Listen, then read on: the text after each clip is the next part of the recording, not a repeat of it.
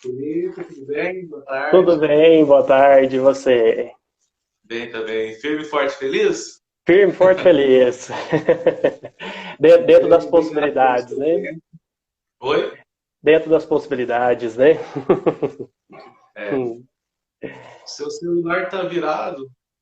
É, Ah, deixa eu verificar aqui, porque o meu, você que tá virado para mim aqui, vamos ver aqui. A gente consegue aí. manter ele assim,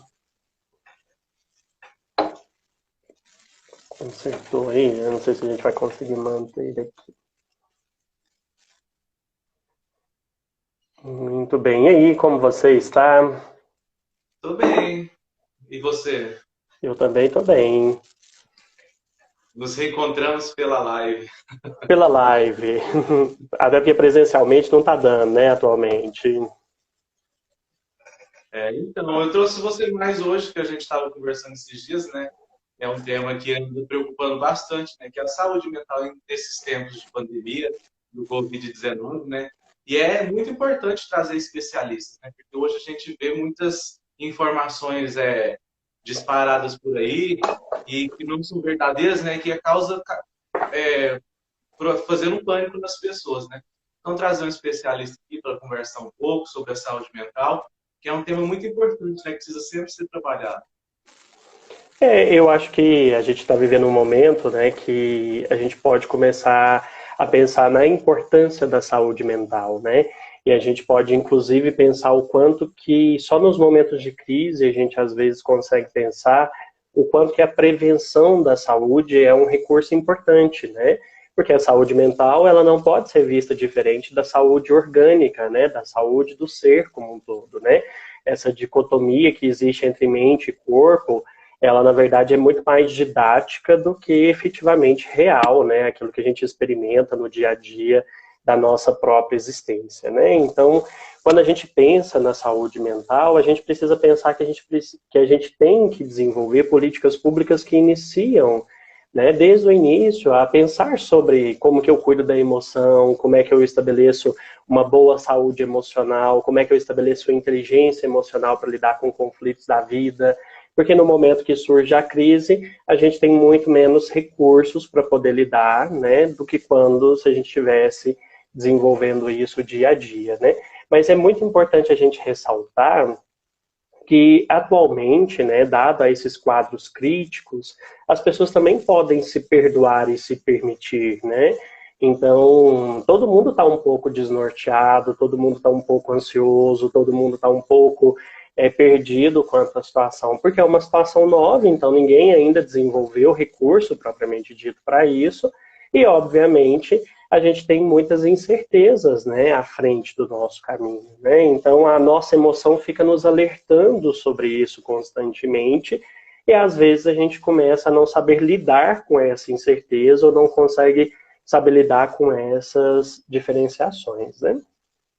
E a gente deu uma pulada no começo da live também, que eu acabei esquecendo, para você se apresentar um pouco, contar quem é você, um pouco da sua experiência, e depois adentrando no primeiro tópico que eu gostaria de tratar, que é sobre as informações, que é o cuidado que a gente deve ter com o excesso de informação.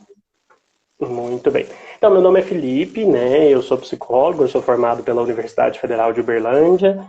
Eu sou pós-graduado, né, na psicologia da saúde, na linha de processos cognitivos, né? Tenho mestrado nessa área e trabalhei muitos anos, né, dentro da prefeitura municipal de Uberlândia, né, na linha da saúde mental, principalmente na saúde mental do idoso, e trabalho na clínica também há alguns anos, dou aula na faculdade, e esse seria o processo, né? Muito bem, quando a gente pensa em informação, né, a gente precisa aproveitar o espaço, né, para destacar o quão é importante a informação, né? Então, assim, nós todos deveríamos reverenciar nesse momento para os jornalistas, né, que estão desenvolvendo o seu trabalho e que, diferentemente de muitas outras profissões que eu não posso simplesmente me desligar daquela informação, o jornalista persiste ali, né? Quando a gente pensa em saúde mental em relação a essa informação, a gente começa a pensar como que eu lido com a informação que chega até mim, né? Isso que é o processo importante, né? Como é que eu lido com essa informação, com o volume dessa informação, qual que é a estratégia que eu posso me utilizar. Então, hoje, né, quando a gente vai pensar nessas situações críticas, o ideal, principalmente, é você fazer uma autoavaliação, né? O que salva as pessoas hoje, em tempos de pandemia, é a capacidade dela avaliar o seu próprio estado. Então, se as informações me angustiam, se as informações me deixam perdido, se as informações me fazem ficar pior, né, no estado pior do que eu estava, eu preciso me abster do excesso dessas informações. Então, talvez uma estratégia, né, que é extremamente recomendada, é que você verifique essas informações apenas uma vez por dia. Né? Então, você se atualize, você verifique como é que está a situação, né? Você consiga filtrar o que essa informação é verdadeira, o que dessa informação é falsa, porque a recomendação que a gente pode dar é que muitas dessas informações, elas são passadas de forma inadequada, né? Então, como assim? Elas são fake news mesmo, né? Então, você vê lá, né, recente, sobre o caixão aberto, depois você vê sobre o remédio que cura, né? E aí aquilo ali vai preocupando a gente e vai impulsionando a gente para uma determinada ação, né? Que às vezes não é a ação que a gente precisava tomar naquele momento, né? Então, checar as fontes, checar outros locais, né, que possam ali trabalhar aquela mesma informação, se isso é um padrão, se não é um padrão, checar em fontes confiáveis, mas se aquilo ali te angustia de alguma forma, te faz mal de alguma forma, reduza também, né, o tempo que você passa buscando essas informações, né? Busque uma vez, se ainda estiver te fazendo mal, você expande ainda um pouco mais esse prazo. E importante também, né? Quando você receber a informação, comece a fazer uma pergunta para si mesmo, né? O que eu posso fazer com isso? Né? Isso me pertence a uma ação que eu tenho que dar conta ou não? Isso é apenas para me informar, para mostrar o estado atual que o país ou o mundo vive, né? Porque as emoções, elas têm um pouquinho dessa função, né? De tentar nos preparar para uma ação. Mas tem determinadas informações, esses estímulos que vão chegando até mim, que não sou eu que tenho que dar conta. Né? Não há nada que eu possa fazer hoje, naquele momento, para dar conta daquela informação que está chegando. Eu mesmo converso com bastantes pessoas, né? E vejo que esse excesso de informações, eu conheço gente que fica o dia inteiro na frente da televisão e acaba que gera muitas incertezas para ela, né? Desse momento e muitas preocupações. Ainda mais sobre as notícias falsas, né, que é uma coisa que infelizmente acontece muito, e as notícias falsas elas chegam primeiro do que as notícias verdadeiras, principalmente nas redes sociais. Tem um dado de uma empresa que analisa as redes sociais, Facebook, Twitter, a Storyful, ela analisou que no começo da pandemia, lá em janeiro, 23 de janeiro, salvo me engano, já existiam mais de 13 mil postagens sobre teorias da conspiração sobre esse vírus, né, sobre o Covid. Então, assim, é realmente muito preocupante, né? E tem gente que acredita em qualquer notícia que chega no WhatsApp. Vem que a notícia fala, nossa, isso aqui é verdade? Será que isso aqui é verdade mesmo que eles estão falando? E isso acaba muito mexendo com a pessoa, né? E às vezes a pessoa faz essa pergunta, mas não checa, né? Então ela se questiona, mas ela não checa. Então ela não vai lá realmente verificar se isso é real, se não é real. Então ela aumenta uma incerteza no seu próprio viver, né? Então fica mais uma coisa que ela não tem controle, mais uma coisa que ela poderia estar sendo vítima, que ela às vezes acredita que ela precisaria se preparar para, né? Então, as teorias de conspiração, muitas vezes, elas vendem exatamente baseadas nesse protocolo, né? A gente precisa, né, no imaginário coletivo, a gente precisa saber para depois agir, né? Então, a gente fica tentando procurar as informações, porque as informações, elas conseguem ajudar a gente a discriminar um pouco os estímulos que a gente está vivendo, né? Então, a gente fica em busca dessas informações. E, às vezes, a informação que chega, né, nessas fake news são informações diretas, são informações certas, né? E isso convence ali, né? Atrai as pessoas, né? Faz com que as pessoas, de alguma forma, se sensibilizem nisso e queiram preparar os coleguinhas, né? Então, nossa, isso é muito perigoso, eu preciso preparar o colega aqui que eu estou vivendo ali. E aí eu acabo compartilhando isso sem verificar se é um fato ou se não é um fato, né? Um ponto também que eu gostaria de falar também é sobre a cuidar da saúde, né? São os exercícios, que tem muita coisa que a gente pode estar fazendo dentro de casa, né? E os próprios exercícios físicos, a meditação, é recomendável praticar no dia a dia dentro da sua casa, né? Nesse tempo de quarentena. Eu acho super legal, acho que esse é um debate importantíssimo que a gente precisa fazer, né? Que eu acho que tem que ser o debate do que faz sentido para mim e do que não faz sentido para mim, né? Então, por exemplo, a gente não pode alimentar mais uma ansiedade na população, dizendo para ela que ela tem que aproveitar esse tempo para fazer alguma coisa, né? Então, assim, a gente precisa reconhecer o nosso estado atual, né? Eu preciso olhar para mim e dizer assim, poxa, né? Como é que eu estou aqui dentro desse momento, né? E nesse momento faz sentido eu inserir uma atividade na minha vida ou não, né? Porque às vezes eu nunca comecei, às vezes eu não gosto de fazer uma atividade física, por exemplo, né? Então, às vezes aquilo ali não faz sentido para mim, principalmente nesse momento. E aí, às vezes, isso vai gerar mais uma frustração, né? Eu vou ali e falo, não, a partir de segunda-feira eu vou começar um exercício, vai dar tudo certo, vai ser ótimo, mas às vezes eu não estou nesse mood, né? Nesse humor, nessa possibilidade, aí eu vou começar uma coisa que às vezes vai me frustrar mais. A gente precisa utilizar esse tempo para fazer coisas que façam sentido para a gente, né? Porque isso vai ser prazeroso, porque isso às vezes nos distrai de determinadas informações que são mais pesadas, porque de alguma forma isso também nos conecta conosco mesmo, né? Dentro dessa própria perspectiva do autoconhecimento. Então a gente precisa buscar atividades que nos sejam alinhadas, né? Alinhadas aos nossos valores.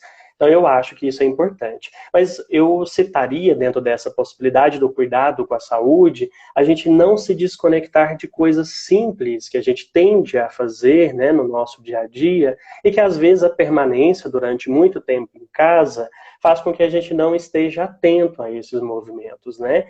Então, por exemplo, um dos elementos que mais atuam sobre a ansiedade é a alimentação, né? Então, quando a gente se alimenta de uma forma adequada, quando a gente não sobrecarrega o nosso organismo, quando a gente come diferentes alimentos com diferentes nutrientes, a gente tem condições de, inclusive, trabalhar em cima da ansiedade, né? Então, às vezes a gente se desconecta disso, porque está em casa, então às vezes não almoça da forma como a gente almoçaria, porque logo depois já pode comer, já pode beliscar outra coisa, já pode fazer um outro movimento, né? Às vezes eu fazia atividade física, então a atividade física ela também atua sobre a ansiedade. Se fizer sentido para o sujeito, é maravilhoso. Se a meditação fizer sentido para o sujeito, maravilhoso, né?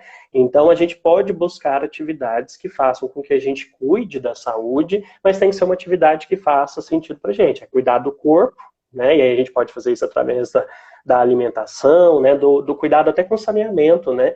Lançou-se um estudo agora recente, né, da psicologia, o quanto que as pessoas se desconectaram de atividades simples mesmo, assim, de pentear o cabelo, né, de tomar, às vezes, a mesma frequência de banhos, de cuidados simples com a higiene, né, de escovar os dentes, porque a pessoa está em casa, né, e muitas vezes ela era motivada baseado na relação com o outro. Agora essa relação está diminuta, então às vezes essa pessoa não está executando esse mesmo movimento. É uma chance da gente poder usar esse distanciamento social, claro, se fizer sentido para a pessoa, para cuidar de si mesmo, né?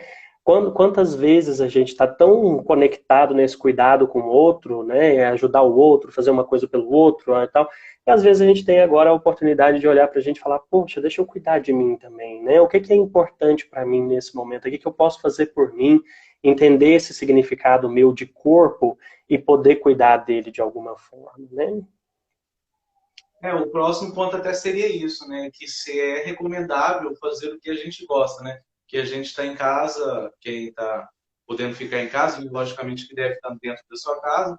Então é recomendável, né? Fazer o que a pessoa gosta, se ela gosta de ler, vai ler os livros que estão deixados de lado, né? Que muitas das vezes a gente deixa lá do lado. Vai ver uma série que foi indicada recentemente, né? Então, isso é positivo para a saúde mental, né? Para a gente buscar o equilíbrio.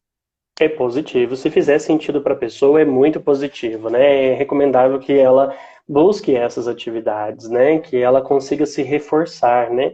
Até porque muitas das coisas que ela poderia buscar no ambiente, às vezes nesse momento estão bloqueadas, né?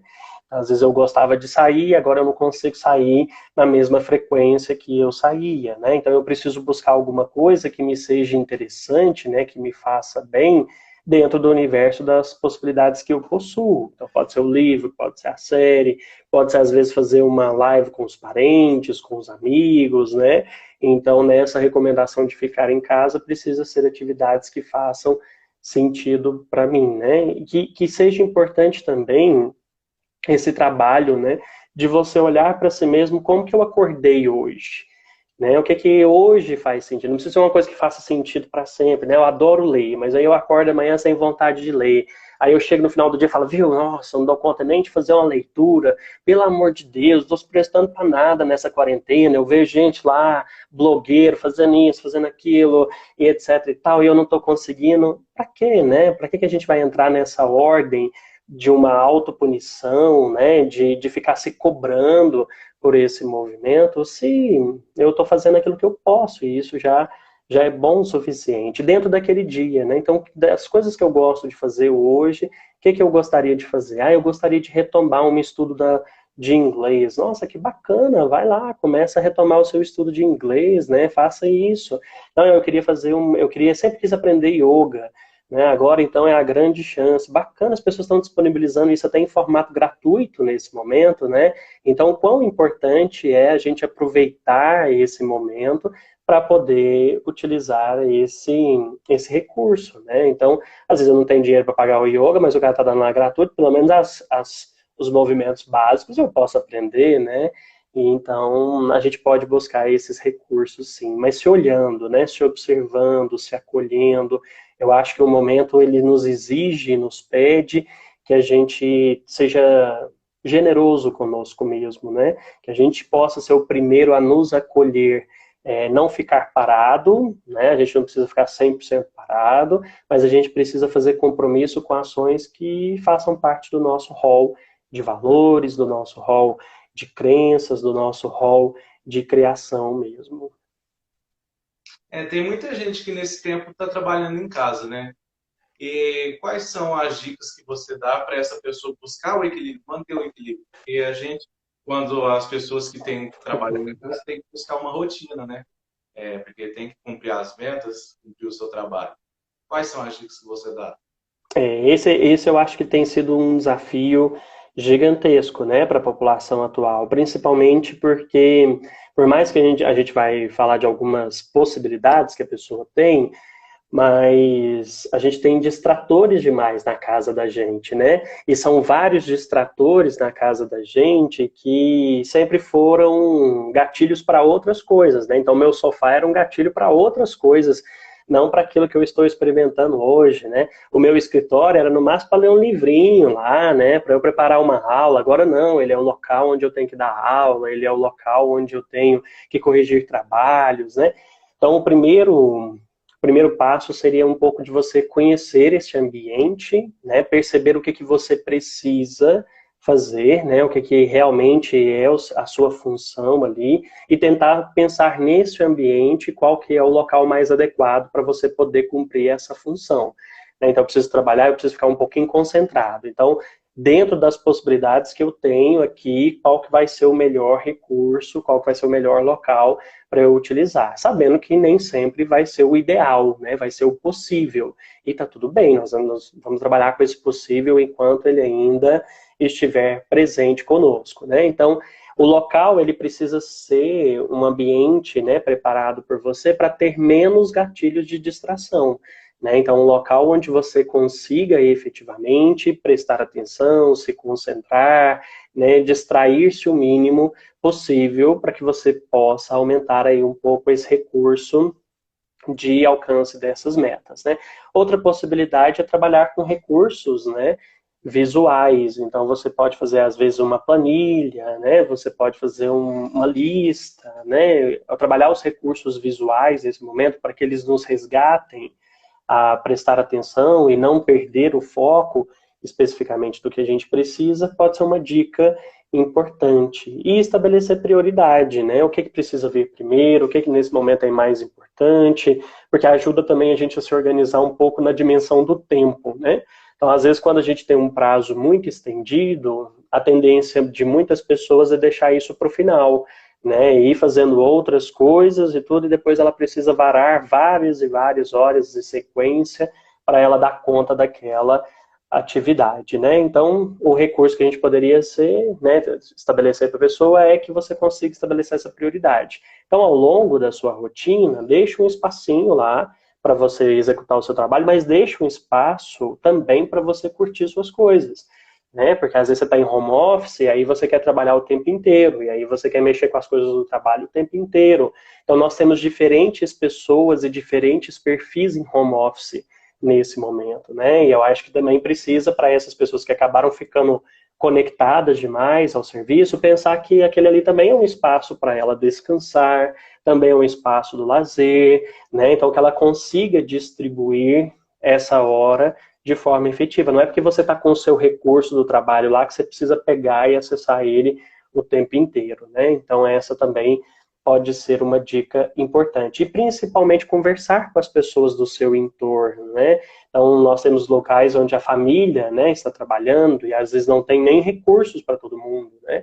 Então, conversar com cada um, né, se organizar, tentar pensar, olha, agora o papai vai trabalhar, agora o papai vai fazer uma videochamada, então agora ele precisa de um pouquinho mais de silêncio, vamos fazer uma atividade que é um pouquinho mais silenciosa, depois que o papai terminar, a gente faz uma atividade que às vezes seja um pouquinho mais barulhenta, tentar, né, organizar dentro do limite do possível essa possibilidade com as pessoas que moram em casa, né, para que todo mundo possa também contribuir com aquilo que o outro está precisando fazer neste momento, né? É o mesmo exemplo que a gente dá aos estudantes, né, faculdades, as próprias crianças que os pais estão tendo que virar o professor, né, e eu falo que depois disso os pais vão valorizar os professores, né, porque sabe que é difícil. Um professor que está dentro de 40, está na sala de 40 alunos, né, dá conta de ensinar tudo e o pai vê a dificuldade de ensinar uma criança, né? E isso é uma novidade para todo mundo, né? A gente não estava acostumado com a ideia de ficar com uma pandemia dessa, um vírus desastroso como esse. Eu mesmo, meu caso, na minha faculdade não parou. A gente está tendo aula virtual pela plataforma. Todos os dias, as provas começaram agora essa semana virtuais. Então, assim, eu mesmo não gosto muito dessa tecnologia toda, né? Eu prefiro a prova manual lá, a gente escreve presencial. Mas a gente precisa acostumar, né? E tem dia que a gente também fica muito focado nos estudos, né? Que eu mesmo, todos os trabalhos eu fiz em dia para não entregar de última hora, né? E também tem essa preocupação dos estudantes de tirar uma nota boa, né? Então, assim, eu sempre tento terminar mais rápido e fica, assim, com essa ideia de parar um pouco também, porque tem vezes que a gente para e fala, meu Deus, senão a gente quase fica doido, né? Exatamente. E eu acho que é bem legal, né? Eu acho que os professores esperam que essa sua fala aconteça, né? Que essa sua fala, ela exista depois, né? Eu acho que eles estão muito esperançosos com isso, né? De que depois que se volte, os pais deem um pouco mais de valor ao profissional da educação que está ali diariamente, né? Pronto para ensinar, pronto para desafiar e desafiar-se, né? E crescer dentro dessa profissão. Mas é muito interessante a gente pensar isso em termos de saúde mental, é o quanto que às vezes a gente teve que modificar um pouco a dinâmica dos nossos papéis, né? Então, às vezes nós tínhamos um papel de estudante, mas esse papel de estudante, o que está me sendo exigido enquanto estudante nesse momento, era diferente do que estava me sendo exigido enquanto estudante até o dia 15 de março.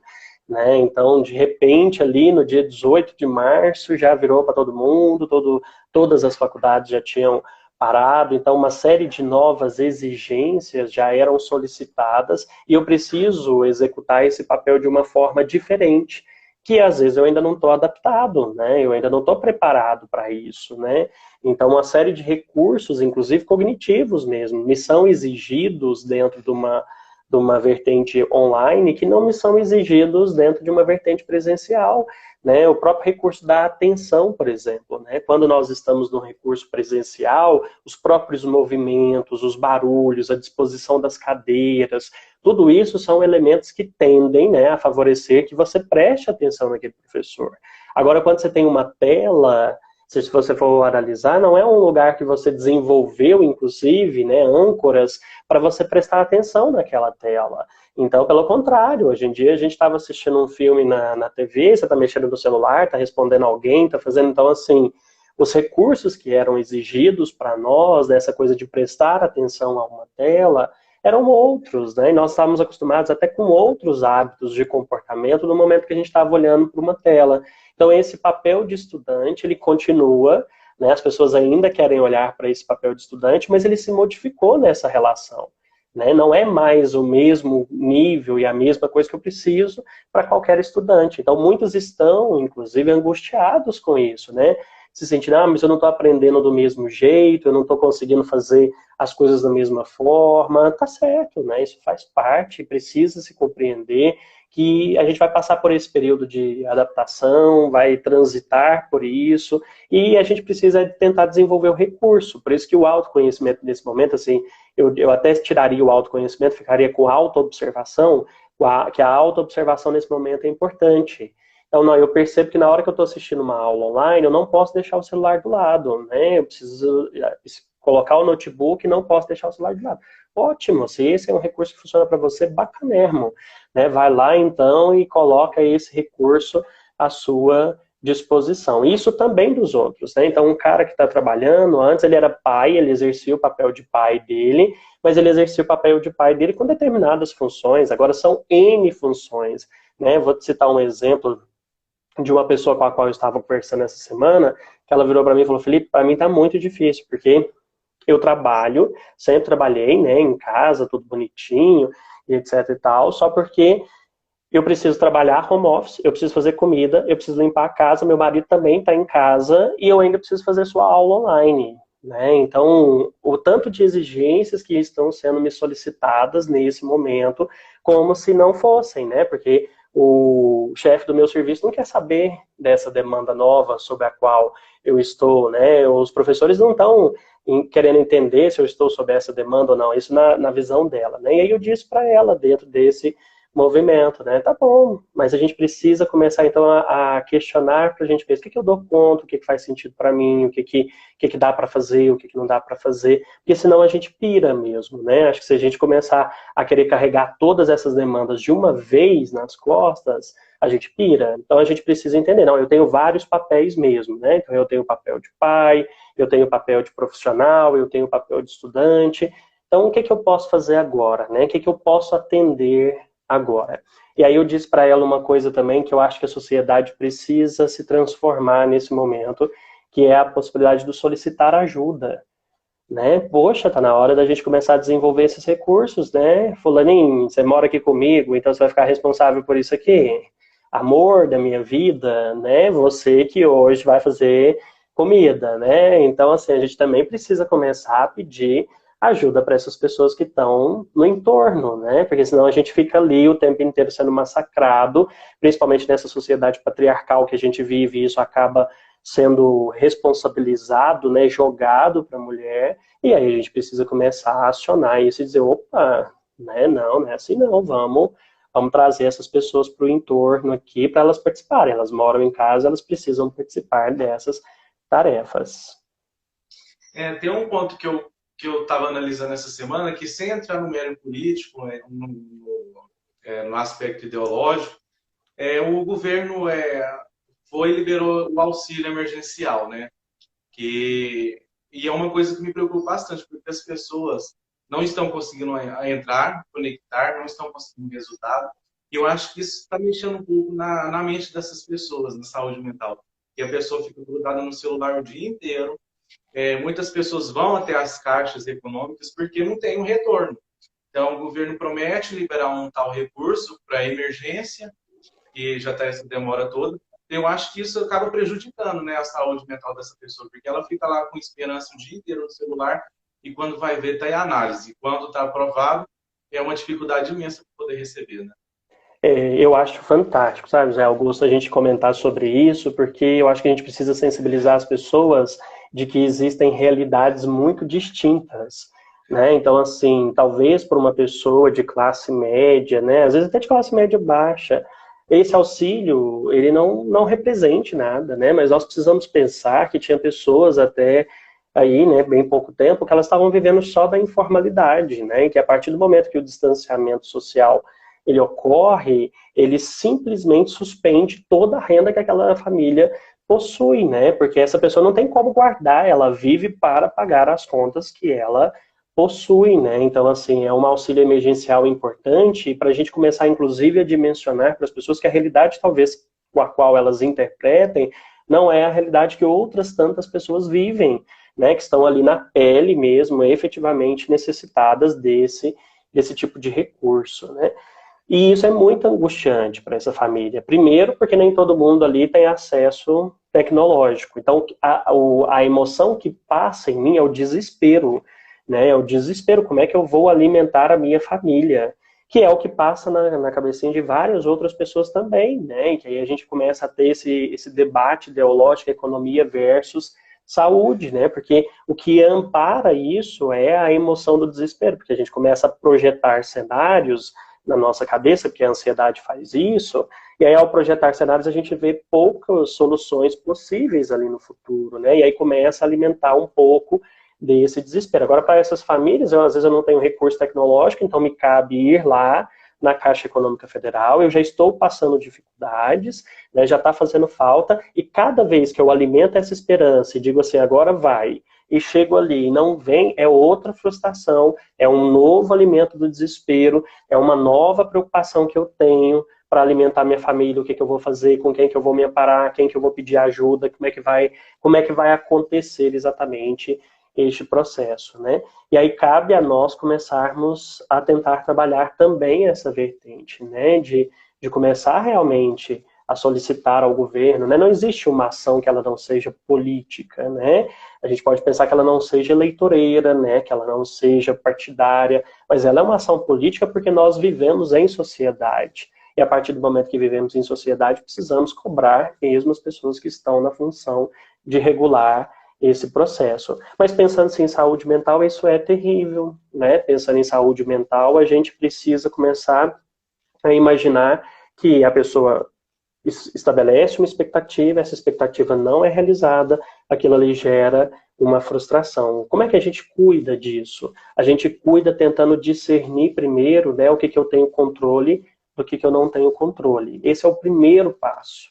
Né? Então, isso aqui eu posso fazer, isso aqui está além das coisas que eu posso fazer. É frustrante, mas é assim que a gente lida com frustração, né? Entendendo que eu também sou um ser com limites, né? Eu também tenho as minhas próprias limitações físicas, emocionais e de energia, não é todo dia que eu estou na mesma energia. Então, esse é um primeiro movimento, né? A gente conseguir compreender que em determinados momentos a gente tem determinadas limitações. O segundo passo é a gente pensar que soluções estão disponíveis. Dado aquilo que eu posso fazer, que soluções estão disponíveis para mim nesse momento, né? É ligar para um parente, é conversar com um vizinho, não sei, né? Cada um vai ter aí um rol específico de soluções, mas é assim que a gente vai enfrentar. E aí esse terceiro ponto talvez seja um ponto muito importante que a sociedade precisa trabalhar, e eu espero que depois da pandemia os psicólogos sejam aceitos dentro das escolas, né, com políticas reais para isso, mas que é a nossa capacidade de aguardar, né? Então, assim, nós precisamos lidar com um problema por vez, né? Então a gente precisa lidar com um problema primeiro, aí esse problema foi aqui sanado, a gente vai lidar com outro, porque senão a gente não lida com nenhum. A gente acha que está lidando com os dois, mas a gente não está lidando com nenhum, e nenhum dos dois vai ser resolvido, né? E aí a gente precisa posicionar essa vertente, né? Existe uma coisa, um teste desse que as pessoas procuram muito no YouTube, que é o teste do marshmallow. Ele é feito com criancinhas, né? E a pesquisadora coloca um pratinho com marshmallow na frente dele e fala que se ele esperar, ela volta com 2 marshmallow, né? E aí ele vai poder comer 2. E algumas crianças esperam, outras não. E o adulto também tem essa dificuldade. Será que a gente consegue aguardar, né? Será que a gente consegue esperar para ter um ganho no futuro? Ou a gente está muito imediatista, quer resolver tudo de uma vez e quer resolver todos os problemas de uma só vez e não pensa em estratégias reais e plausíveis para que a gente possa receber. Mas nesses momentos, né, baseado aí no auxílio emergencial, a gente vê situações de solidariedade também, né? Então a gente vê os recursos humanos funcionando também na sua perspectiva positiva e que a gente possa valorizar e também, né, ajudar até onde a gente dá conta, até onde nos cabe, para que outras pessoas que estão em situações piores possam ser atendidas, né? Recentemente eu vejo muita gente fazendo ações, né? Então, ou seja, a solidariedade ela está sendo trabalhada, né? Você citou aí sobre as crianças, que era meu próximo ponto também. Algumas dicas aos pais, às próprias crianças, meus adolescentes, dicas para como viver bem, né, nesse período em casa, porque as crianças também sentem uma diferença, né? Que a rotina dela era o quê? Ir para a escolinha, ir para a escola, estudar, e agora tem que fazer isso tudo em casa, né? Não poder sair.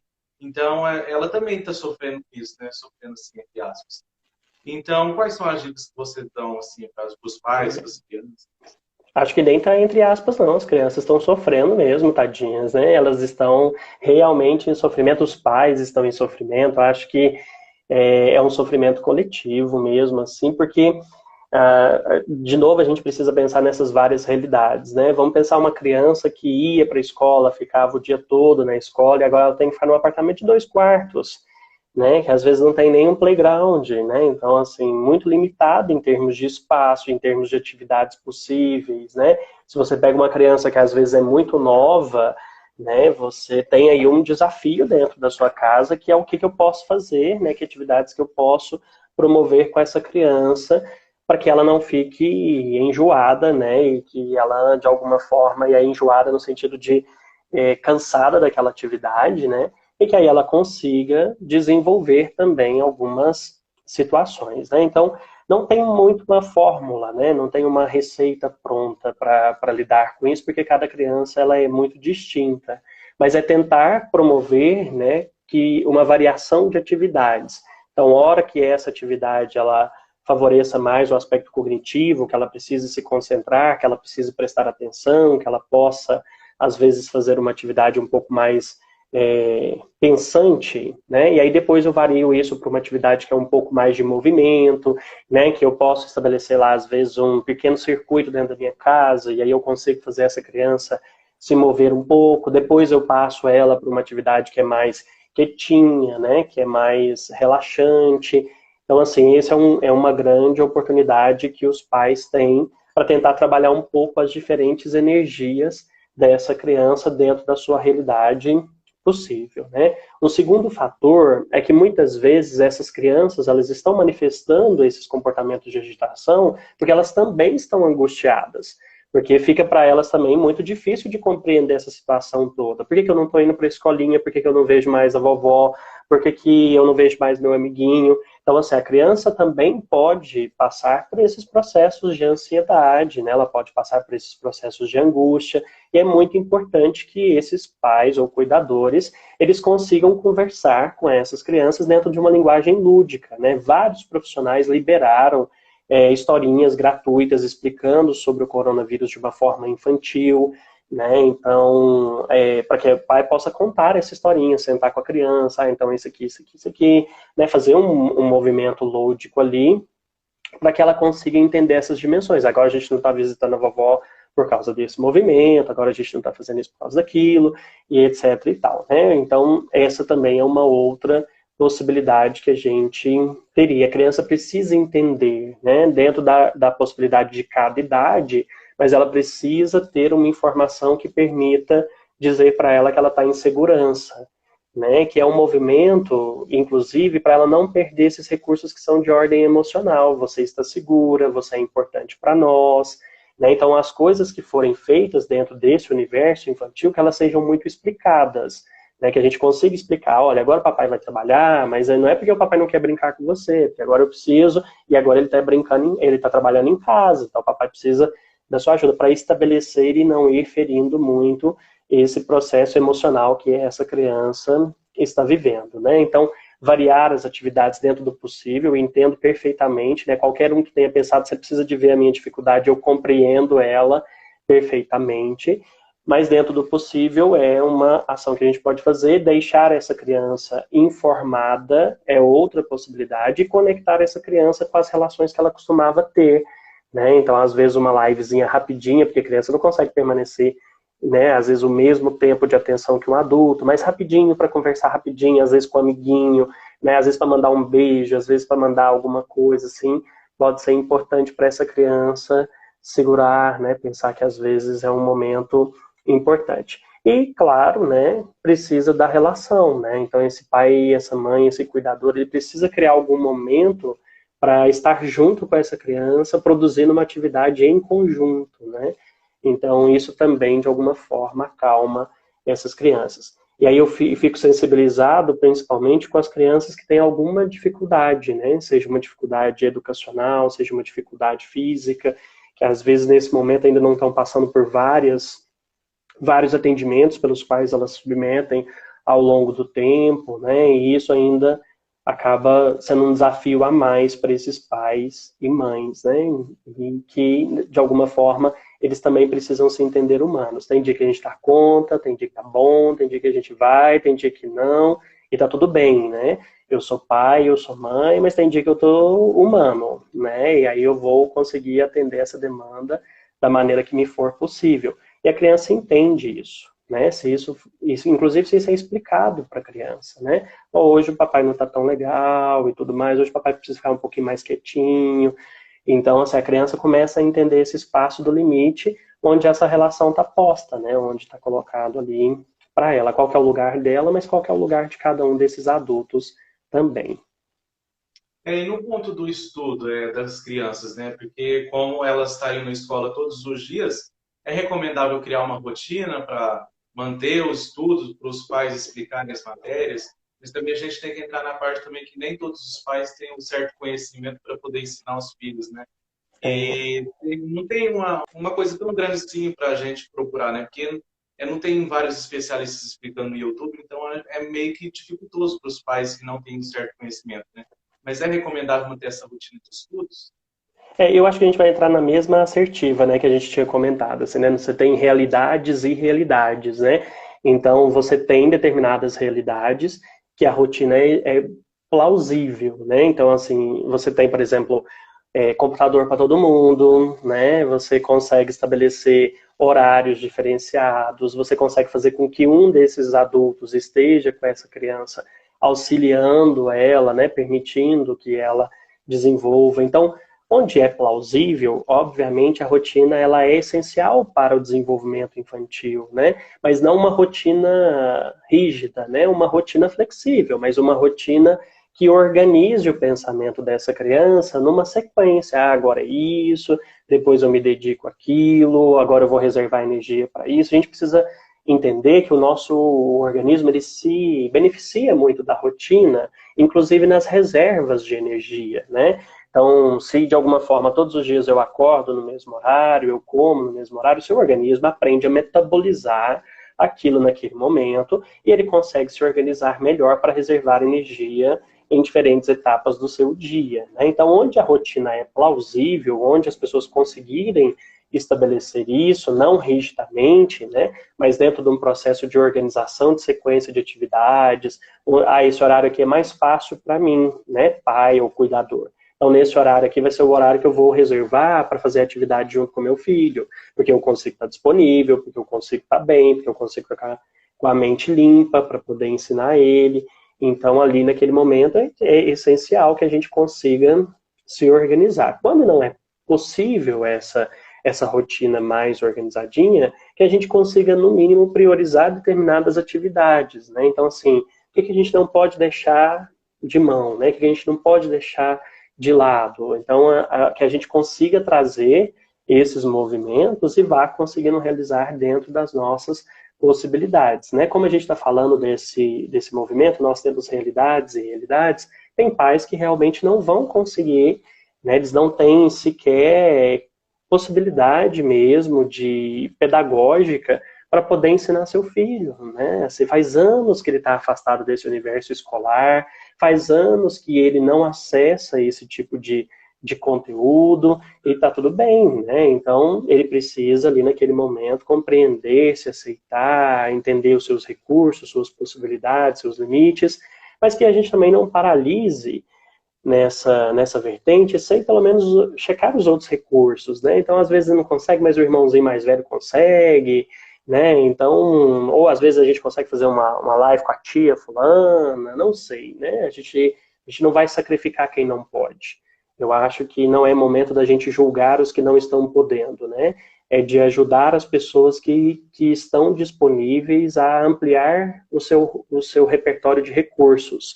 Então, eu não dou conta, mas eu vou arrumar isso aqui que eu dou conta.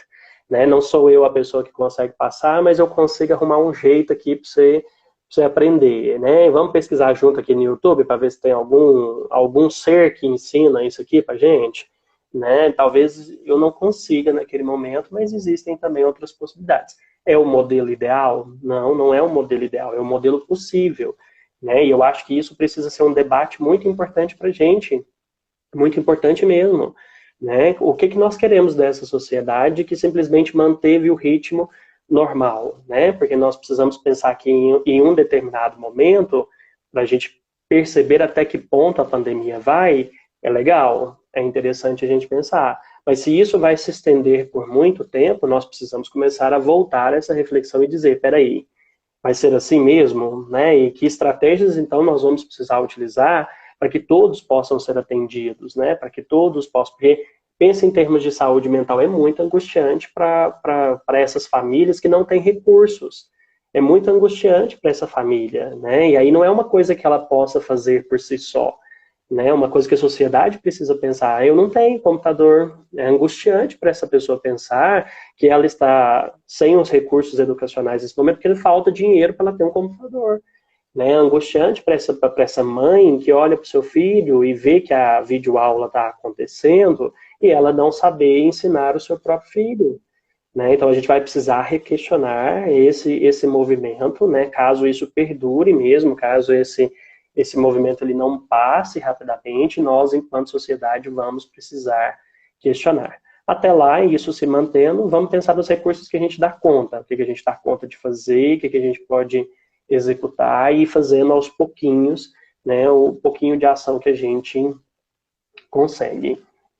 Eu mesmo tenho muita esperança de que quando é o fim, depois do fim dessa pandemia, né, a gente vai ser uma sociedade melhor, né? Mas a gente também tem que começar por nós mesmos, né? E uma coisa que me deixa muito feliz em pensar é que está todo mundo vendo a importância da ciência, das pesquisas, e a gente sabe que o Brasil é um país muito, muito desigual, né? Então, e depois, quando isso passar, porque também agora não é hora de ficar debatendo isso, é a gente escolher os nossos representantes mais humanos, né? Que olhem de verdade para a sociedade. É um momento da gente parar também e refletir sobre as nossas escolhas, nossas decisões, e para no futuro a gente buscar ser sempre melhor, né? Mas o melhor nas suas particularidades, né? Então, quando tudo isso passar, eu aconselho, sempre converso assim, e prestar muita atenção nas suas escolhas. Porque eu vejo muito preconceito com a política, muitas pessoas não querendo debater sobre política, mas eu acho muito importante ter a noção de escolher gente capacitada, né? Porque não adianta você votar por amizade e a pessoa chegar lá e não fazer nada com a população. Chegar lá e esquecer que a gente vive num país com extrema desigualdade, que gente passa dificuldade, né? Gente que não tem um computador, que não tem internet. Então, assim, é um debate bem amplo que a gente tem que buscar sempre aprofundar. E chegando num... Vou tratar só de dois pontos agora. Deixa eu só fazer um complemento à sua fala antes, porque eu acho isso essencial, sabe? Fundamental. Eu acho que as pessoas votam muito baseado em um elemento do que aquilo ali vai agregar individualmente para si e deixa de fazer uma escolha baseada no que aquilo ali vai agregar para a sociedade. Né? Então, eu vou votar nesse aqui porque esse aqui eu tenho acesso fácil a ele. Se eu precisar de um jeitinho para arrumar uma casa, para arrumar um trem aqui no bairro, não sei, A pessoa vota baseado naquele que tem algum benefício individual. Mas na hora que a gente vive a crise, pode ser a pessoa mais conhecida do mundo, né? As estratégias vão ser coletivas, as estratégias vão ser sociais. Então as pessoas precisam começar a votar, para mim, baseado na função daquele cargo, né? Então é um prefeito, então você tem que votar baseado no que um prefeito faz e quem que é a pessoa mais preparada para assumir esse cargo de prefeito.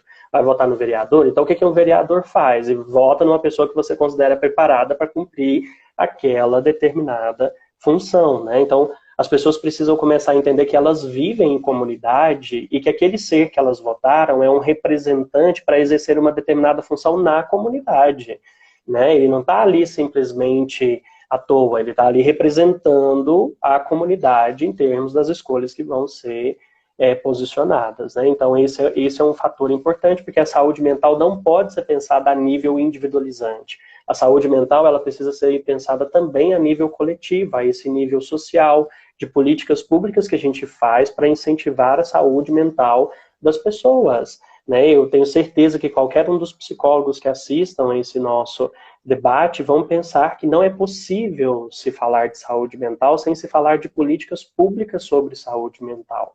E isso perpassa pelas nossas escolhas frente aos nossos representantes políticos, né? Frente a essa possibilidade. E aí sim, concordo plenamente com você quando a gente fala que a gente precisa escolher pessoas que se embasem, que embasem as suas decisões na ciência, né, que valorize o diálogo com os vários setores da comunidade, que permita a representatividade popular. Então, quando a gente começa a pensar que tem determinados grupos que cerceiam o debate da representatividade, daquele grupo que sabe o que é viver no bairro, né, daquele grupo que sabe o que é viver na comunidade, quando você tem determinados representantes que cortam isso, você, no momento de crise, não consegue ter essas pontes ativadas. Né? E aí a gente vive o caos, né? Porque a gente poderia viver só a pandemia, mas aí a gente vive o caos dentro da pandemia, porque não existem pontes conectadas com essas pessoas que necessitam, né? Com essas redes de apoio que a gente necessita, porque isso é o fundamental, né? A política ela precisa estar integrada com a população, porque é ela que fornece rede de apoio. Saúde mental é baseada na rede de apoio. Se hoje eu entro em depressão, qual rede de apoio que eu busco?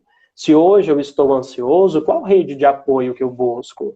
Né? Se hoje, de alguma forma, eu estou desconectado da realidade, qual rede de apoio eu busco? E depois que eu saio dessa situação, qual rede que eu busco que vai me permitir ter um emprego, que vai me permitir ter uma condição digna de vida, que vai me olhar enquanto ser humano, né? Então, essa o pensamento que nós precisamos nutrir, né? Que a saúde mental ela tem dicas, ela é importante, a gente consegue falar sobre algumas coisas relevantes, mas ela não pode ser descontextualizada do fator política pública para a saúde mental. E é um ponto que deve ser sempre debatido, né, pelos políticos, e aqui em Uberlândia, eu cito em particularidade, depois dessas prisões que foram deflagradas pelo GAECO, né, e que a população hoje aqui em Uberlândia ela está desacreditada, né, eles têm esperança de que existem políticos bons e que existe a boa política, né, então eu acho assim, vai ser muito difícil resgatar essa ideia de uma política boa, né, da política que faz e salva vidas, da política que constrói hospitais, e não uma política de corrupções, né, de privilégios. Então, eu acho assim que é um ponto que precisa ser tratado muito bem em Fernandes depois desse escândalo, essa vergonha nacional, né? Porque hoje a população, você vai conversar com um, vai conversar com outro, está sem esperança. Está totalmente desacreditada com a Câmara e com os futuros candidatos, né, os pré-candidatos. Só que eu vejo muita gente boa. O problema ainda é que o Brasil ainda funciona naquele jeitinho, no jeitinho brasileiro. É fácil reclamar dos nossos representantes, mas a gente também não faz a nossa parte, né? A gente vota em candidatos que patrocinam eventos. Não estou dizendo que é errado, mas também não é o certo você conseguir chegar lá na Câmara Errado, através de apoio de... Porque isso não é a função do vereador. A função do vereador é claro, representar, fiscalizar e legislar. Então, assim, não é patrocinar uma festa de uma igreja, é patrocinar uma cadeira para tomar banho, cadeira de rodas. Não fazer isso por meio de chegar lá, é fazer isso por solidariedade mesmo, sabe? Então, eu mesmo já falei que eu não ia votar em ninguém que fizesse esse tipo de coisa, porque não é uma função de um vereador, né? Claro. O vereador é mais importante mesmo é fiscalizar o executivo. E aqui em Uberlândia a gente vê que um monte de vereador quase trabalha para o executivo, né? Vamos assim dizer. Então é importante a gente ter noção de que é importante as nossas escolhas, né? Isso. É errado, porque na verdade desconecta as pessoas da função, né? Então volta para a ideia de reforçar as pessoas que eu preciso escolher alguém que me faz um bem individual, não alguém que luta pelo bem coletivo. Eu não gosto nem assim, né? Particularmente, aí é uma opinião muito pessoal minha, do Felipe, não do psicólogo Felipe, né? Mas eu não gosto nem do termo boa política e ruim política ou velha política, né? Política é política. Nós temos boas práticas politicamente falando e nós temos práticas danosas politicamente falando, né? Então, a gente precisa começar a pensar em candidatos que tragam boas práticas politicamente falando, porque política é diálogo, é negociação, né? É defesa dos direitos, é defesa das ideias, é se colocar diante do pensamento de comunidade das pessoas, né, e estabelecer aquilo que você defende, né.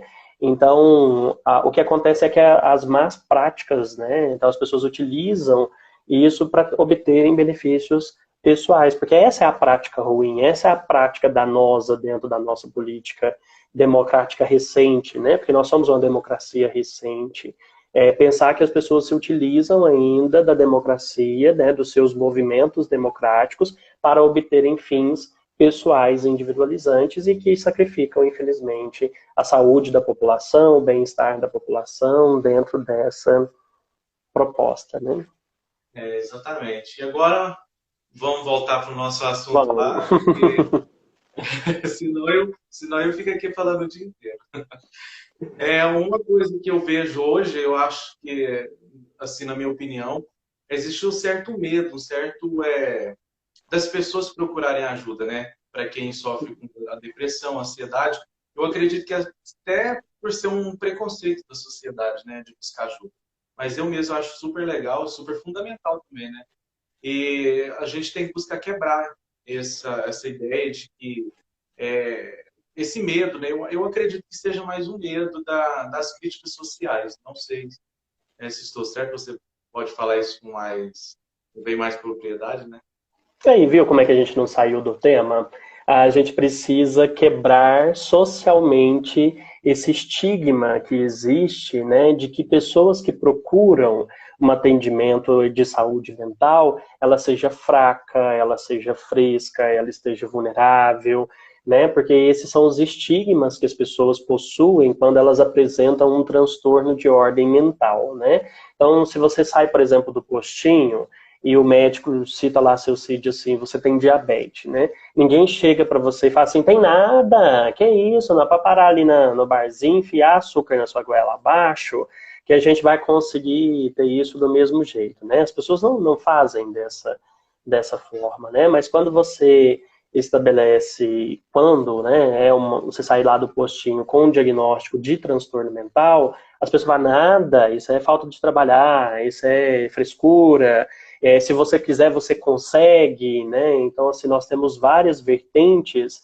que colocam o transtorno mental como se ele tivesse única e precisamente no querer da pessoa, né? Como se a gente adoecesse mentalmente porque a gente deseja adoecer mentalmente e como se ele não fosse tão válido quanto qualquer outro transtorno mental que a gente possui, né? Então esse é um estigma que as pessoas carregam e isso vai sendo espalhado para as pessoas, né? E quando isso vai sendo espalhado, às vezes se inibe algumas pessoas de procurarem ajuda, porque eu não quero ser fraco, porque eu não quero parecer vulnerável, porque eu não quero parecer fresco, né? Porque eu tenho que dar conta disso, porque quem sabe sobre minha vida sou eu. Então esses estereótipos e esses estigmas que eles vão sendo de alguma forma ditos pela população, às vezes eles inibem as pessoas de procurarem o Deixa eu só profissional. te cortar rapidinho. A transmissão do Instagram ela só dura 1 hora, então vai acabar agora, tá? 17 minutos restantes. Vou encerrar aqui e te chamo de novamente, tá? Combinado. Muito bem. Retornamos, né? Muito bem. Então, quando a gente pensa nessa vertente, né, a gente precisa quebrar esses estigmas, né, que são de ordem social, sobre esse rebaixamento que se existe quando a gente pensa que uma pessoa ela está com um transtorno mental ou não, e a gente precisa começar a trabalhar que é cuidar da saúde como outra qualquer, e que chega em determinados momentos que eu necessito de ajuda, né? E reconhecer-se assim, permitir-se estar assim, é tranquilo, né? É tranquilo, né? Você pode, em determinados momentos, estar passando por um adoecimento mental e buscar. Então, as pessoas criaram determinados estigmas que diziam assim, psiquiatra é para doido, né? Psicólogo é para doido, eu não preciso disso, não. Como se essas profissões, né, de ajuda à saúde mental, de apoio à saúde mental, elas fossem só para pessoas que tivessem transtornos graves, só para as pessoas que tivessem condições absurdas e para pessoas que tinham se desconectado da realidade, quando na verdade não é.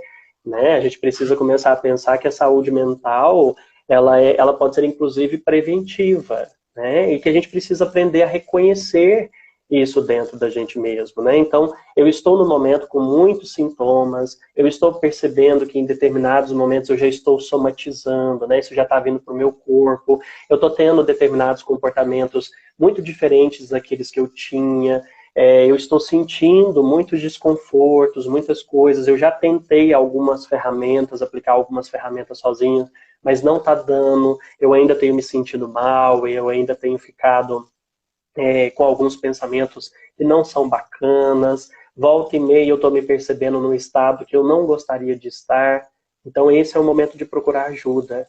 E a gente precisa incentivar a população a procurar essa ajuda especializada, porque não é uma conversa de botequim, né? Não é uma conversa de amigo, não é viajar, é uma conversa com ferramentas próprias, é uma conversa com técnicas próprias, é uma conversa com alguém que estudou durante muitos anos para poder conseguir enxergar onde que estão os elementos que eu preciso atuar, né? Que eu preciso de alguma forma observar, olhar, dar novos sentidos, produzir novos significados. Então, quando as coisas elas realmente estão desconfortáveis, assim como a gente procuraria um médico numa condição física, a gente pode procurar um profissional de saúde mental. Né? Isso não me faz menor do que ninguém, isso não me faz mais incapacitado, não me faz mais fresco, não me faz uma pessoa que entendeu um aspecto muito importante da própria existência, que é o aspecto do autocuidado. Eu sou responsável por cuidar de mim mesmo e eu me coloquei como alguém que vai cuidar da própria saúde, né? Eu gosto muito de pensar, né, alguns orientais pensam dessa forma, e eu gosto de estabelecer esse pensamento também, que se cada um, né, neste mundo resolvesse cuidar de si mesmo, efetivamente, né, se tratar efetivamente, a gente teria um mundo muito mais interessante da gente viver, né? A gente teria um mundo muito mais humano de se estabelecer. Mas as pessoas não querem, né? Então as pessoas acabam projetando aí uma série de conteúdos que não pertencem ao outro e responsabilizam esse outro ao invés de cuidarem de si mesmos. Então isso é muito importante a gente deixar registrado nessa transmissão que aqueles, né, que estão sentindo que a coisa não está bem, que já tentou fazer algumas coisas e não deu certo, que tem alguns pensamentos recorrentes, que está muito irritado, às vezes está muito tenso, para procurar um profissional de saúde mental, né? A gente está com, às vezes, o presencial mais parado, né? Você tem poucos profissionais atendendo presencialmente, mas a maior parte desses profissionais ainda permaneceram com o seu atendimento online, né? Então vale a pena você procurar, passar a demanda, porque essa demanda, inclusive, ela é definida pelo psicólogo, né, ou pelo psiquiatra, se aquilo ali dá para ser feito online ou não dá para ser feito online, que ele possa te orientar os melhores caminhos para você cuidar daquilo, né? A gente, quando vai construir uma casa, procura um engenheiro, né? Então, quando a gente precisa de alguma solicitação de saúde mental, a gente deveria procurar esses profissionais que estudaram para esse fim, né? Para estudar com essa finalidade. É muito importante isso mesmo que você disse. Felipe, eu vou tirar sua participação aqui, eu vou colocar de novo porque não está aparecendo sua imagem para mim. Ah, beleza. Por favor.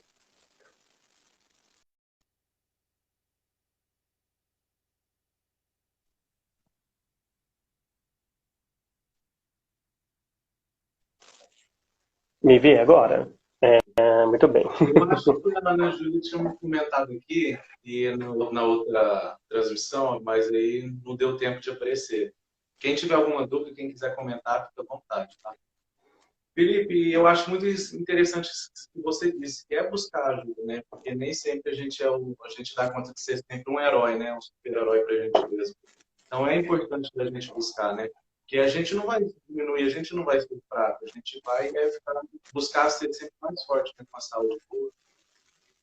E a gente nem precisa, né? Eu acho assim que não existe sequer essa necessidade de sermos heróis ou de darmos conta de tudo, né? Para quê, né? Para que exercer essa função dentro da vida humana, né? Nós podemos ser somente nós, né? Isso já é significativo demais, né? A gente vive dentro de uma lógica, às vezes, muito produtiva, muito de resultados, que coloca a definição de que a gente só é importante quando a gente realiza muitas coisas, né? E aí essa sociedade estabelece o que é importante a gente realizar. Não, isso é uma mentira que fabricam pra gente, né? Eu sou importante quando eu faço o meu almoço, eu sou importante quando eu deito no meu sofá e me permito descansar. E isso é uma realização, sim. Eu sou importante quando eu também vou lá, ligo e assisto uma série na Netflix. Eu sou importante quando eu ajudo as pessoas com o meu trabalho, mas eu sou importante também quando eu digo não, né? Eu também sou importante quando eu digo não para algumas coisas que não estão nesse momento disponíveis para que eu possa executar, né? Então, tem coisas que não estão no meu alcance, tem coisas que eu não estou disponível, tem coisas que eu não estou com energia hoje. Então, assim, eu sou importante quando eu estou fazendo todos esses outros movimentos também, né? E aí a gente fica, às vezes, numa cobrança muito social mesmo, de que eu tenho que ter o corpo X, de que eu tenho que ter a relação Y, de que eu tenho que ter os bens materiais Z. Não, né? Eu tenho que fazer aquilo que tem sentido para mim e tenho que me realizar dentro dessas possibilidades aqui, porque há uma venda muito grande por trás de tudo isso que às vezes eu não quero comprar, que às vezes não faz sentido para mim, isso não me define como menos importante, né? Não me define como menos realizável, me define apenas como um ser humano, né? Eu acho que a gente precisa muito voltar a trabalhar essa lógica, né? A lógica do humano real, do humano possível, né? Não desse humano idealizado, né? Desse humano, nossa, surpreendente, não, desse humano real mesmo, que acorda, que tem dia que está de bom humor, que tem dia que está de mau humor, desse humano que dá conta de fazer algumas coisas, outras não, que pede ajuda. Eu, por exemplo, sou péssimo em matemática, né? Então, quando vou lá fazer minhas pesquisas, eu preciso da ajuda dos estatísticos, né? Eu preciso reconhecer, e é bom que eu consiga reconhecer isso em mim, porque eu gasto muito menos energia, muito menos sofrimento. Porque enquanto a gente ainda está brigando, né, com a gente mesmo, ah, eu devia ser bom nisso, ah, eu devia ser assim, ah, eu devia ser assado, a gente está consumindo uma energia interna desnecessária. A gente pode simplesmente chegar, olha, isso aqui eu não sou bom, eu estou tentando aprender, volta e meia eu paro ali para aprender, mas eu não quero ser exímio nisso, eu tenho outras habilidades que eu gosto, que fazem sentido, que me potencializam, então eu quero ir para essas, né? E aí eu vou e peço ajuda para os outros, né? Tem tanta gente boa em matemática, tanta gente que dá conta disso, então vamos resgatar esses recursos dessas pessoas. Exatamente. E nesse período que a gente está em distanciamento social, longe dos nossos familiares, né? Eu mesmo estou longe da minha avó, do meu avô, das minhas tias, né? Então, assim, a gente fica muito preocupado com eles, com a situação deles, né? Com a saúde, e por isso mesmo que a gente não vai até eles, né? Por proteger. Então, eu falo também aqui, e quero saber a sua opinião, sobre trazer, se conectar com as pessoas, né? Porque hoje a gente tem essas redes sociais, a gente tem WhatsApp aí a todo tempo, ligação por vídeo. Então, é muito importante, né? Estar se conectando com as pessoas. Extremamente importante, né? Nós somos seres sociais, né? Então, assim, a gente não pode tirar essa dimensão de nós mesmos, né? Nós só alteramos o meio disso, né? Mas nós precisamos continuar nos conectando a essas pessoas, né? Seja via voz, seja via vídeo, seja via mensagens, né? Nós precisamos continuar alimentando isso da forma como a gente alimentava, né? Cada família ela tem sua própria estrutura, sua própria forma de ser e se movimentar, cada amigo, né, cada grupo de amigos também, mas que a gente possa, né, refletir e se permitir usar outros meios para ainda se manter conectado e ainda estabelecer com que essas relações sejam produtivas, né? E, inclusive, resgatar essa possibilidade, né, de fazer pontes mesmo, né? Então, de contar para alguém que às vezes naquele dia você não está bacana, né? Como é que a outra pessoa está, né? Poder compartilhar às vezes coisas a nível mais íntimo mesmo, né? Mais pessoal, porque às vezes a gente acha que o recurso tecnológico ele não permite esse tipo de coisa, né? Então as pessoas às vezes vão utilizando os recursos tecnológicos só para ter conversas muito superficiais, né? Muito de doses homeopáticas ali, né? Só de pinguinhos e pinguinhos. E às vezes não, né? Isso é beleza, seu vídeo às vezes te ajuda a desabafar um pouco mais, ou às vezes a contar alguma coisa que você está pensando, que você está refletindo, então faça chamada de vídeo, mas que você também possa utilizar esses recursos ou tentar refletir sobre o uso desses recursos também para conversas que sejam importantes para você nesse momento, né? E não às vezes só dar conta de tudo sozinho, né? A relação é extremamente importante. Eu admiro muito o pessoal que chega lá, faz uma live de uma festa, né? Cada um bebendo com a música diferente, né? E tudo mais. E ali as pessoas poderem se estabelecer, não estão conectadas presencialmente, mas estão conectadas virtualmente, demonstrando a importância do outro para você, né? Eu acho que nesses momentos a gente precisa, inclusive, resgatar isso. O verbal de dizer a importância que o outro tem. Então, terminar uma mensagem com te amo, né? Terminar com uma mensagem com você é importante para mim, obrigado por tudo que você faz por mim. Né? Eu acho que, às vezes, é um momento importante da gente também ressaltar para o outro que, olha, eu só não fui te visitar, eu só não estive com você, porque nós estamos num momento de distanciamento social e precisamos desse momento de distanciamento social. Mas que você ainda continua importante para mim, que você ainda continua importante dentro do hall de pessoas que eu quero reencontrar depois do distanciamento social acabar. Né? E para a gente já encerrar, eu gostaria que você citasse, na sua opinião, na sua visão, algumas dicas para as pessoas cuidarem da sua saúde mental e também quero ouvir de você a sua visão, a sua opinião de como será um mundo pós-pandemia. Muito bem, então, algumas dicas que nós temos aí, né? Eu vou ainda me amparar nessa possibilidade do faz sentido. Procure atividades que façam sentido para você. Né? Verifique quais são as demandas que você precisa dar conta, organize essas demandas em termos de prioridade, em termos de um espaço legal que você possa fazer, dentro de horários que respeitem, né, o trabalho, respeitem o lazer, respeitem as outras atividades que você precisa fazer que não são vinculadas somente profissionalmente. Estabeleça uma rotina de higienização mental, né, que você possa fazer uma atividade que te dê prazer, que te conecte consigo mesmo, que te faça se observar, né, observar seu próprio corpo, observar seus pensamentos, que você possa se observar que você está passando por um momento pior na sua vida, né, que você está passando por um momento mais tenso, que você consiga buscar ajuda especializada e que se você também, nesse momento, se observar, né, sendo muito consumido pelas notícias, sendo muito consumido, às vezes, pelo excesso de informações, que você consiga estabelecer um horário só para poder preencher essas notícias, que você desconecte um pouquinho das redes sociais, onde essas notícias também são fortemente lançadas, né, que você faça isso com um pouco mais de foco. Né, eu quero conversar com fulano, eu já vou diretamente no fulano, né, eu quero passar por determinadas notícias, não quero passar por outras, e que você consiga organizar esses pensamentos que você está tendo nesse momento para aquilo que você pode controlar, né? E começar a entender que tem uma série de coisas que talvez aconteça, que a gente ainda está no ramo da incerteza. Então é normal que a gente se sinta um pouco angustiado, um pouco perdido, um pouco desnorteado, um pouco até assustado com as situações que nos chegam. É normal a gente se sentir assim. E que a gente organiza. Tem coisas que eu tenho controle, tem coisas que eu não tenho controle. Daquelas que eu tenho controle, quais soluções eu posso buscar ante a energia que eu tenho hoje? Ante aquilo que eu posso já fazer nesse momento, o que eu posso fazer um passo de cada vez, e a gente vai solucionando. Nós temos muito mais recursos do que a gente acredita, e se a gente não tiver esses recursos, nós vamos construir ele coletivamente. nós vamos conseguir procurar esses recursos nos momentos que eles nos faltarem. Eu acho que a gente precisa começar a trazer essa possibilidade. A gente não sabe qual vai ser o mundo, né? Então, quando você me pergunta assim, qual vai ser o mundo? Eu não sei. E eu acho que é bonito a gente também colocar a sociedade da incerteza. Eu não sei mesmo, e está tudo bem. Vamos ficar com a incerteza mesmo, né? Porque a incerteza, ela nos permite construir. Eu acho que a incerteza permite que a gente suspenda um ideal e comece a construir o possível, o real, né?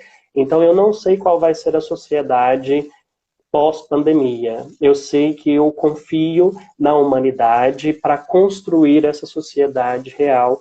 E aí o meu desejo é que seja uma sociedade mais fraterna, né? Que seja uma sociedade mais humana e que seja principalmente, né, uma sociedade amparada por leis científicas, uma sociedade amparada por leis sociais, que façam com que a gente entenda que a gente vive em comunidade e que para a gente pensar em todos os temas, a gente pense ele através do olhar de comunidade. Né? Nós somos uma comum unidade, antes de sermos um indivíduo separado. Né?